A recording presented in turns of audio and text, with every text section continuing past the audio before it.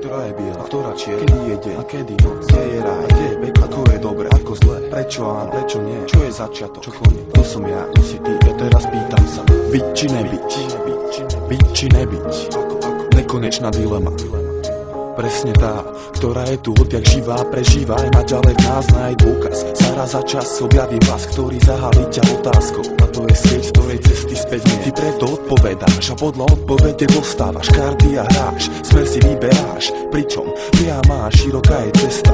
Končiaca peklom a úzka a kľukatá je tá, ktorá smeruje za svetlom. No a keďže ani minca nepadá na hranu, preto aj ty musí zvoliť svoju stranu, len tebou vytvorenú a tiež tebou zastávanú.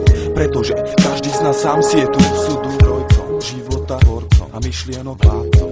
Druhý môže ti byť radcom alebo zradcom, pretože tu každý má to svoje, no a väčšinu absolútne nezaujíma tvoje. To sú presne tie zdroje, kvôli ktorým život predstavuje neustále boje. A to nie sú iba moje paranoje, ale obrovské bludisko, východisko blízko, ja neopustím boisko, pokým ty sa...